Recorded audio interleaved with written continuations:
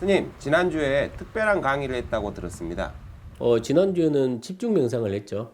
오랜만에 이제 1박 2일로 명상 수행자들을 이제 한 11분 사랑에 대해서 1박 2일간 이제 강의도 하고 토론도 하고 또 이제 사랑에 기반한 자해 명상도 하고 그렇게 했던 것 같아요.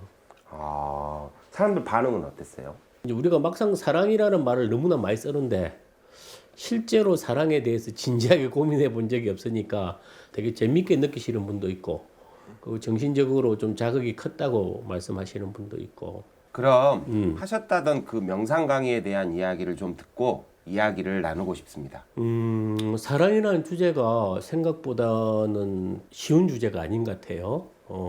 상당히 힘든 주제고 제가 사랑에 대해서 고민하게 된 거는 이제 제가 처음 출가할 때, 출가가 아니고 첫 수행 선방에 안거를 들어갔을 때 영주의 부석사였는데 하두를 삼은 것이 재행무상이었어요. 그것을 가지고 제가 한 달간 재행무상에 가면서 제가 하두를 들고서 명상을 했었는데 잘 안 됐어요. 잘 안 되고 이제 비마라고 슬픔에 빠져버린 거예요. 그때가 한겨울이었는데 슬픔이 아니고 통찰이 돼야 되는데 아직까지 내 수준이 제대로 무상을 깨달을 만한 수준이 아닌 것 같다 생각해서 주제를 바꿨어요. 사랑이 뭘까 해서. 그래서 사랑이 뭘까를 가지고서 하루에 11시간씩 가부좌를 틀고서 제가 사랑에 대한 사유를 계속 했죠. 지금도 저는 뭐 사랑에 대해서 완전히 알지는 못해요. 근데 이제 그런 것이 있어요. 저한테 이제 사랑은 그런 거죠. 모든 것을 연결하는 에너지. 그리고 본래 연결되어 있음을 드러내는 에너지. 제가 사랑에 대해서 이야기한다면은 사랑은 행복이라고 이야기할 것 같아요. 이제 우리한테 기쁨, 즐거움, 행복감 이런 것 있잖아요. 네. 친밀감. 이런 거는 사랑이 있기 때문에 생겨나는 에너지거든요. 우리가 이제 좀 오해하는 분이 사랑을 좀 에로스로서 받아들이는 경향이 그렇죠, 있잖아요. 그렇죠. 보통 남녀 간의 관계 뭐 이렇게. 근데 우리는 그것보다는 모두가 다 사랑하죠. 부모와 자식 관계도 사랑이잖아요. 그렇죠. 그지? 친구와 친구 관계도 사랑이죠. 그렇죠.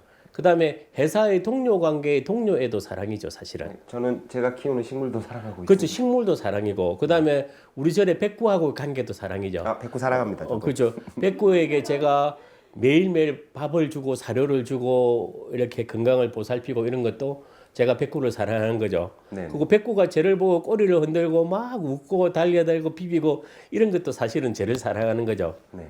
그러니까 만물을 친하게 하는 힘이 있잖아요. 연결하는. 연결하는 힘.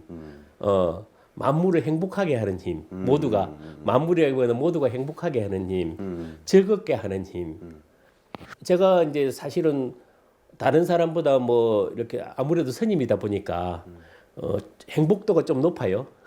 행복도가 뭐 저한테도 전염되는 것 같습니다. 행복도가 조금 높아요. 목소리가 점점 커집니다. 근데 그 행복도가 높은 게 사실 보면은 별게 아니고 사람들을 제가 사랑하는 거거든요.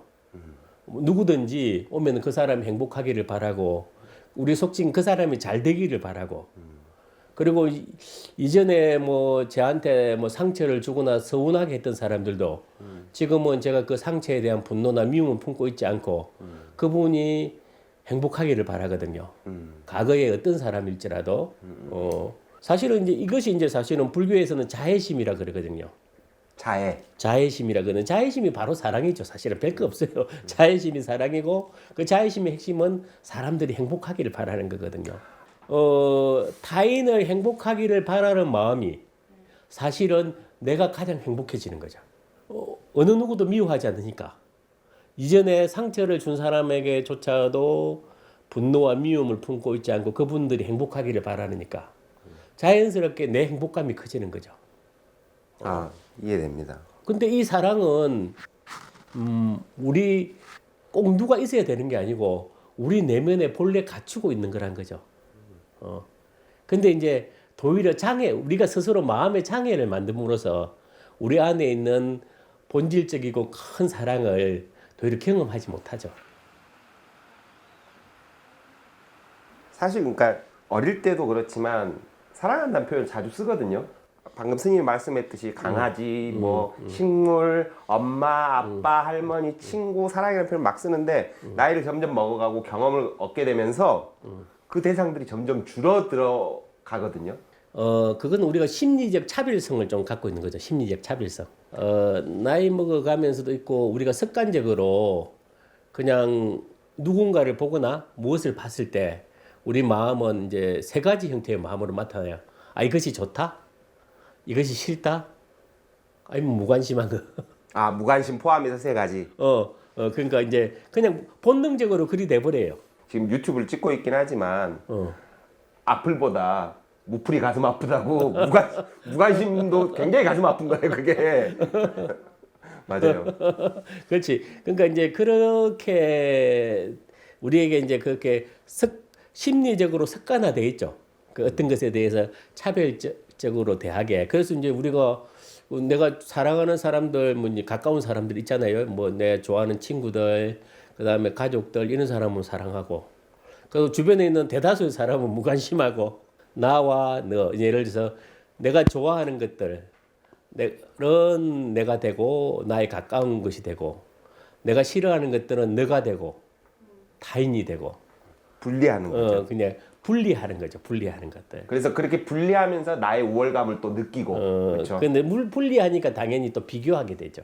아, 그렇게 하니까 이해가 돼요. 그렇게 한다고 내가 결코 행복한 게 아닌 거거든요, 그게. 예. 그렇죠. 그렇게 할수록 이제 우리가 이게 이 차별심에 대해서 잘 이해해야 되는 게 좋아함이 그냥 좋아하면서 끝이지 않고 집착으로 나가거든요. 맞아요. 집착으로 나가고 맞아요. 그다음에 무관심은 냉담으로 가고 그다음에 싫어하면 혐오로 가거든요.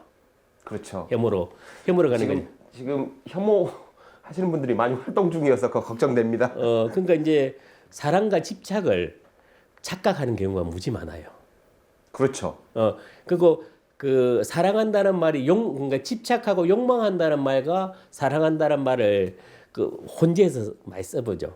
둘이 한 몸인 것처럼 느껴지기도 하고. 그러니까 그래서 근데 이제 욕망하고 집착하는 것과 사랑하는 것은 좀 달라요. 아, 그렇게 생각하니까 앞에 스님이 말씀하신 게 맞는 게 집착하고 사랑은 범주가 달라요. 크기가 달라요.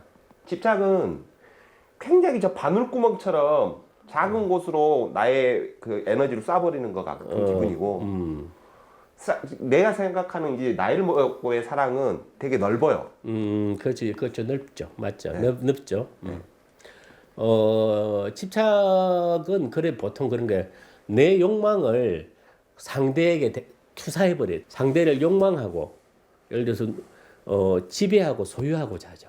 그렇게 되죠. 상대를 욕망하고 지배하고 소유하는 거죠. 그리고 상대를 묶어버리고.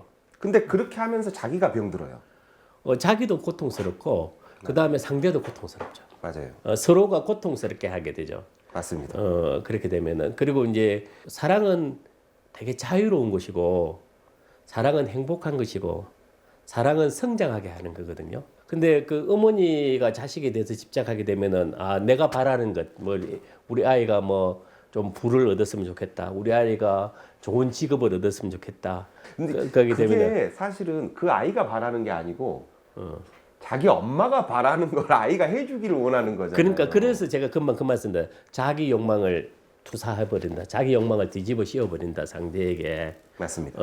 이제 그렇게 되면은 그 투사당하고 욕망에 집착당하는 대상은 굉장히 고통스럽죠. 내가 한 생명을 자랄 수 있게 돕는다는 것과 그 생명을 내 뜻대로 하겠다는 것은 차이가 커요. 맞습니다. 자기가 욕망하고 집착하고 있음을 알고 자꾸 내려놔야 돼요. 사랑은 그 생명이 그 생명 자체의 본연의 길을 가게 하는 거예요.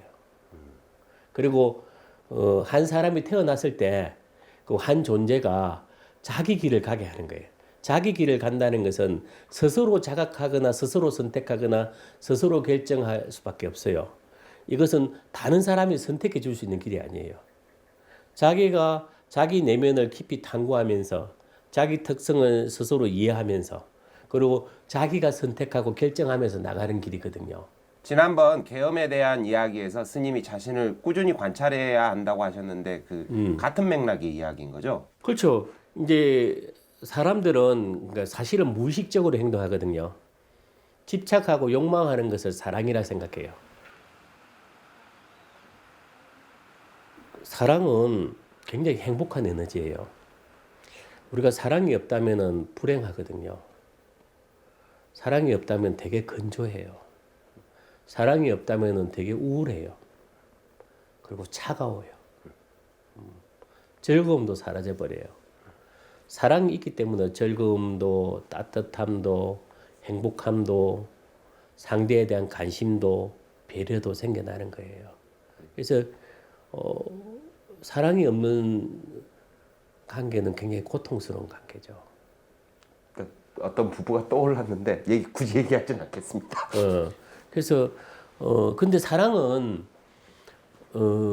사랑받는 사람의 것이 아니고 사랑하는 사람의 것이에요.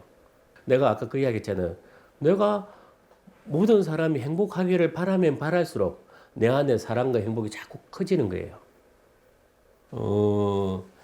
우리가 이제 사랑은 조건이 없을수록 점점 더 커져요. 그러니까 사랑에 조건을 붙이잖아요. 뭐 내가 줬으니까 네가 좀 더 줘야지 주고받는 걸 있잖아요. 거래가 아니잖아요. 근데 이제 그 사랑을 거래로 받아들이는데 실제 사랑은 조건이 없어요. 예. 햇볕과 같고 물과 같고 바람 같고 강물이 흐르는 것 같아요. 그래서 자연의 이치와도 같고 그리고 사랑은 본질적인 사랑은 상처받지도 않아요. 우리는 이제 에로스적인 사랑의 관계에서 굉장히 상처를 많이 받죠, 그죠? 사랑을 주고받는 것으로서 가면서 사랑을 어떤 서로의 독점의 어떤 요소로서 받아들이잖아요. 사랑은 독점이 없어요, 사실은요. 마음의 사랑을 품을수록, 마음의 행복을 품을수록, 그리고 주변에 있는 사람이든 멀리 있건 가까이 있건 사람들을 사랑하면 사랑할수록 행복해져요. 사랑이 얼마나 행복하게 하고 미움이 얼마나 불행하게 하는가. 사실 그 한 문장만 가지고도 많은 게 이해가 되기는 해요. 참 오늘 좋은 이야기 감사합니다. 감사합니다.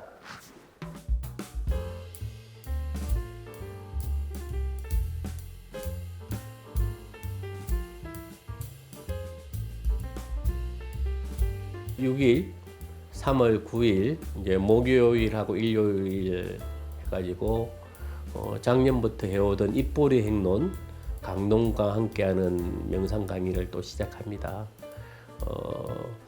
명상을 통해서 더 깊은 지혜를 얻는 그러한 인연과 기회를 맺어지시길 바라겠습니다. 벌가분하게 옷만 챙겨가지고 떠나려고 그렇게 지금도 준비 안 하고 잘 놀고 있습니다. 저는 가서 도서관에 뼈를 묻고 오겠습니다. 화이팅! 순도 보살님도 건강하게 잘 계시고 저 방학 때 또 올게요. 네, 방학 때 뵐게요. 네.